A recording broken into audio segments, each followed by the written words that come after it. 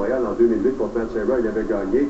Et j'ai l'impression que déjà, il a battu Koscheck dans sa carrière. Alors, imaginez avec la foule de 21 000 spectateurs. Ça va être fille. Ah, ça va être incroyable. Je veux voir ce coup de Federer, parce que celui-là est-il truqué? Non, celui-là, il n'est pas truqué. Celui-là, il l'a fait pour le vrai. Vous savez, Roger Federer, c'est le meilleur au monde, lui aussi, dans sa catégorie de joueur de tennis. Et regardez, c'est surtout la réaction de son adversaire, qui était un joueur inconnu. C'était dans le premier tour du US Open. Mais regardez le visage de l'adversaire. Je pense qu'on va le voir dans quelques secondes. Là. Regardez ça. Ouais, ben, c'est ça. C'est Roger Federer. On se fait avoir des fois. Ouais. Merci. OK, bien. Ce soir, un cas épouvantable de cruauté envers des chiots filmés sur Internet et je reçois deux mineurs qui nous parlent des risques de leur métier avec ces Chiliens qui sont prisonniers dans leur mine. À 19h21.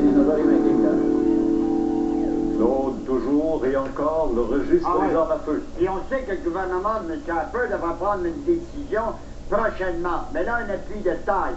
Les membres de la GRC à travers le pays tiennent au registre des armes à feu. Je vous donnerai mon opinion un peu plus tard. L'argent du gambling virtuel pour financer les éoliennes, les Mohawks de Kanawake vont-ils réussir à faire accepter leur projet en Montérégie? Terrible accident mortel à Mont-Laurier, la vitesse est en cause. Nous avons reçu les images à Montaupo.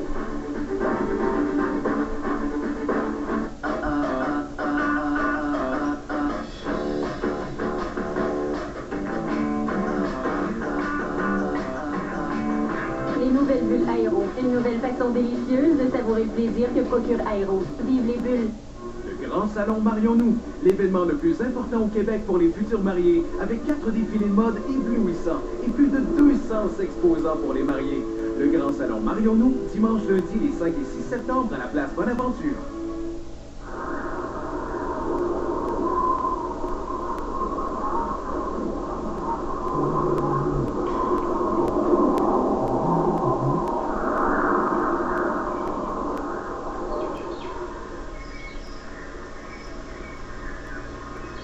Vivez une expérience visuelle envoûtante. Plus de 140 images géantes dans une mise en scène exceptionnelle. État sauvage de l'exposition sur les quais du Vieux-Port de Montréal jusqu'au 6 septembre. L'humour est en vedette à TVA. Ils sont là-dedans. Je vais présenter ta face à mon bat de baseball. Le talent. Il faut juste une chose intelligente à dire. La beauté. Il me semble qu'il y a de quoi faire avec ça. Hey, ça va. Toutes vos vedettes de Juste pour rire. On a ri. Jeudi 21h, dès le 30 septembre à TVA. Chez Chevrolet, on vous traite comme des membres de la famille. Alors venez profiter des derniers jours de l'événement Prix des employés de GM. C'est votre dernière chance d'obtenir des ajustements de prix allant jusqu'à 14 000 $. Et en plus, obtenez 0% de financement à l'achat jusqu'à 60 mois sur les modèles sélectionnés. C'est le temps de profiter de nos meilleures offres. Des milliers de personnes ont déjà saisi l'occasion. Ne ratez pas les derniers jours de l'événement Prix des employés de GM. L'offre prend fin le 31 août chez votre concessionnaire Chevrolet. Les tampons sport de Playtex vous permettent de rester confiante en tout temps. Grâce à leur deuxième couche protectrice anti-fluide exclusive, vous pourrez compter sur une protection et un confort de niveau sportif à chaque mouvement que vous faites, pour que rien ne vous arrête. Les tampons sport de Playtex, parce qu'il n'y a rien pour vous arrêter. Vous cherchez la collation idéale?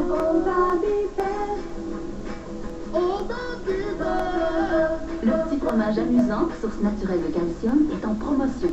2 fromages gratuits dans des filets de 6 spécialement identifiés. Ce mardi à sucré-salé. J'avais fait une simple qui ont une belle valeur. Peut-être que c'est dans ta gamme de savoir qu'il y a des choses croyantes. Sur toi, sur Grégoire. Au moins, l'opinion du public tranche plus que celle de la ministre. Une présentation de Jean Coutu.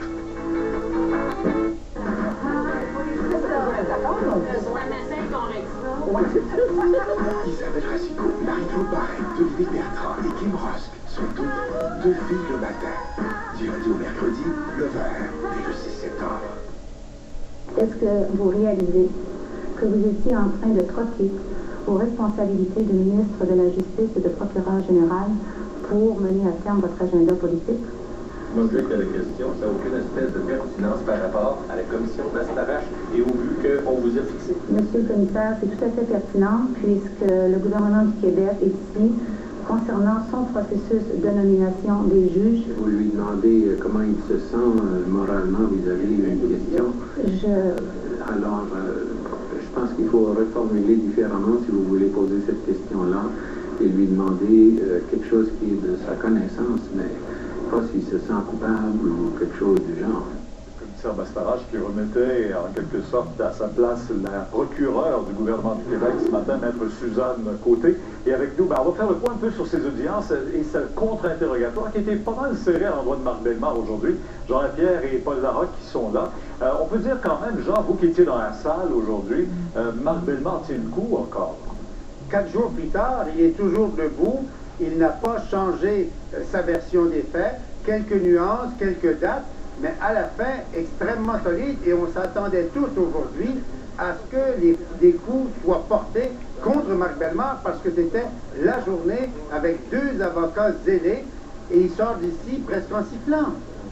Parce que Pierre Sautermeté, il y a eu quand même quelques points qu'a marqué l'avocat de Jean Charest, des contradictions possiblement qui seront remises en évidence plus tard, notamment le nombre de rencontres qu'a eu Marc Bellemare avec le premier ministre, le lieu où a eu lieu la première rencontre avec Franco Fava, selon la version de Maître Bellemare. Là, il n'est pas sûr que ça s'est tenu à l'endroit qu'il a dit initialement. Et sur le fond des choses, parce qu'ici, il faut rappeler aux gens, il y a 2 questions. Est-ce que oui ou non, Franco Fava, organisateur libéral, a fait pression sur lui pour faire nommer des juges? Là-dessus, pas ou très peu de questions de l'avocat de Jean Charest. L'autre question de fond, a-t-il, comme il le prétend le 2 septembre 2003, prévenu Jean Charest de ça? Là non plus, l'avocat Ryan n'a fait que tourner autour du pot, donc pas de coup très dur, pas de coup fatal en tout cas, ça c'est sûr, sur Marc Bellemare aujourd'hui. Jean, surprenant qu'on ne soit pas allé au bout des choses dans ce contre-interrogatoire? Mais j'ai l'impression que Maître Ryan a voulu être très spécifique pour donner beaucoup de cordes à Marc Bellemare pour qu'éventuellement, peut-être, un autre témoin puisse le pendre en disant, ben non, ce que Maître Bellemare a affirmé, c'est pas vrai. Sauf que si ça arrive dans 2 ou 3 semaines, la perception va déjà être créée. Donc, il y a eu l'aspect juridique, et je pense qu'on a eu droit à beaucoup d'avocatie, mais sur le terrain politique, Maître Bellemare a presque pas bougé d'un iota, et on n'y a même pas vu une petite sueur sur le front. Bon, il reste, on a senti un peu d'impatience quand même parce que les questions étaient assez serrées, Paul, mais là, il reste à venir le procureur du Parti libéral, notamment, et lui aussi aura sans doute beaucoup de questions. Ouais, ça, c'est probablement le dernier gros morceau là, devant Marc Bellemare au cours des prochaines heures. Ça va recommencer demain à 9h30, mais après ça, évidemment, en principe, son témoignage, pour l'essentiel, sera terminé, pardon. Donc, on verra ce que ça va donner, mais je vous le rappelle, sur le fond des choses, pour l'instant, Marc Bellemare a réussi à s'en tirer, même si on sentait de l'impatience de son côté. Il a réussi à conserver le ton. Ils avaient entendu l'avocate du gouvernement à 2 reprises. Il lui a fait un procès d'intention ce matin. Et j'allais dire, même le commissaire Bastarache, qui n'est pas exactement un ami proche de Marc Bellemare, comment qu'on peut dire, est venu à sa rescousse pour le sortir du pétrin. C'est pas rien. On pourra vous suivre ce soir sur LCN. Qu'est-ce que vous allez résumer dans l'ensemble tous les témoignages et contre-interrogatoires du jour? Tous les coups qui ont été portés, bien sûr, et les déclarations intéressantes de Marc Bellemare et des avocats. C'est clair que ça joue très dur, et on est là dans une ligue majeure de vrais professionnels. Ça vaut la peine d'entendre ça. Merci tous les deux. Bonne soirée. Bonne émission. Larocque-Lapierre, spécial Bastarache. Comptez sur eux pour vous donner l'heure juste. Déclaration, réaction, qui dit vrai. Larocque-Lapierre, spécial Bastarache. Du lundi au jeudi 20h à LCN. Controverse autour d'un projet de parc éolien en Montérégie. Maxime, c'est plutôt la source de financement qui est loin de faire l'unanimité pour ce projet-là. Vous savez qu'Hydro-Québec étudie ces jours-ci une panoplie de projets de parcs éoliens. Il y en a un qui pourrait voir le jour éventuellement en 2013 en Montérégie, dans le secteur de Saint-Cyprien de Napierville, c'est tout près de Saint-Bernard-de-la-Colle. Ce qu'on apprend aujourd'hui, selon une enquête du Journal de Montréal, c'est que c'est un promoteur britannique qui s'est allié au Mohawk de Kanawake qui veut développer ce projet.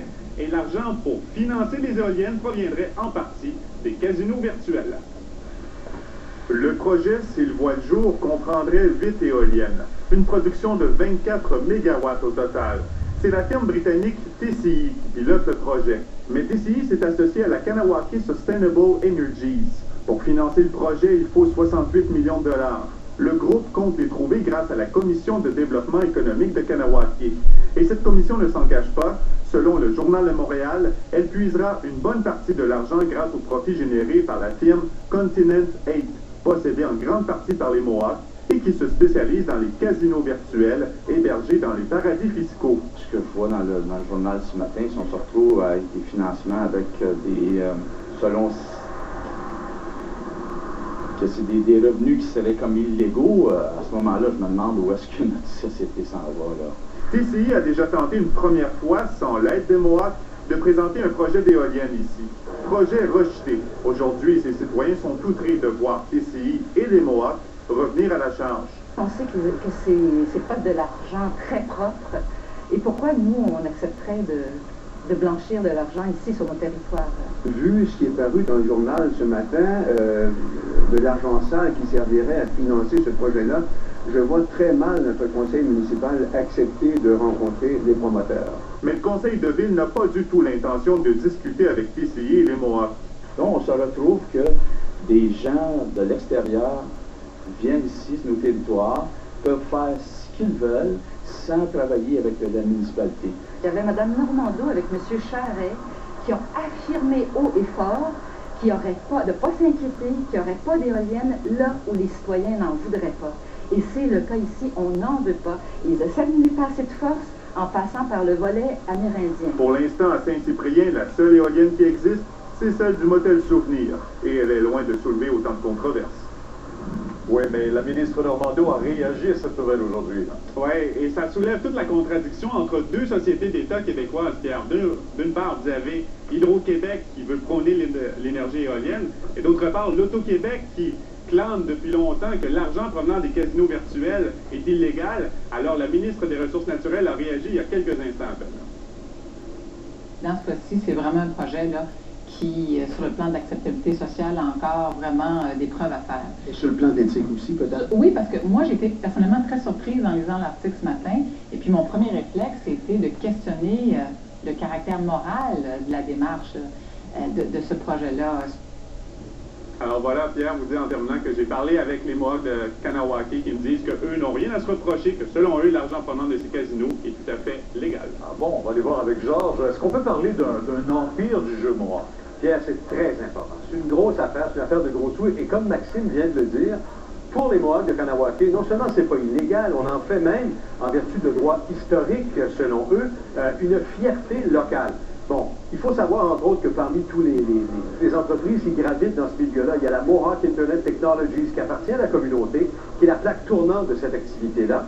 Continent 8, qui est basé à l'île de Man, est contrôlé à 40% également par les Mohawks de Kanawake, et a sur son conseil d'administration rien de moins que Otto Jelinek, l'ancien ministre fédéral du Revenu de 89 à 93. Maintenant, quelques chiffres. Il faut savoir que le jeu en ligne, ça représente une affaire de 80 millions de dollars au Québec, 800 millions par année. Mais l'empire mondial que c'est, le jeu en ligne, on va le voir sur l'autre tableau, Pierre, c'est presque 5 milliards de dollars par année, dont 50 à 60% transitent par le territoire de Kanawake. C'est une plaque tournante qui héberge plus de 500 sites Internet de jeux en ligne, Pierre. Alors, c'est une affaire vraiment colossale.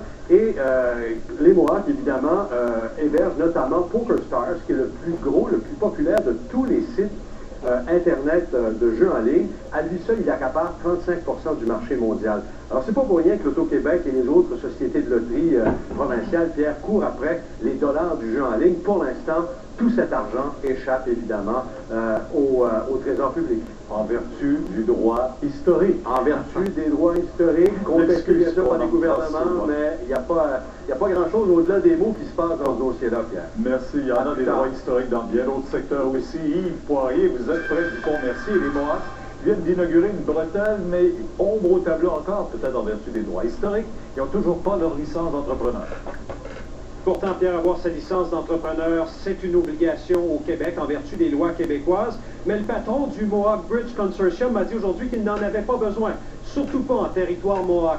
Pierre, on a quand même tenu ce point de presse cet après-midi. Point de presse assez spécial, je vous dirais, une inauguration donc d'une bretelle. Je dis spécial parce que ça avait les allures d'une cérémonie. On avait même invité un prêtre Mohawk pour prononcer une prière autochtone. Je vous donne tous les détails à 18h.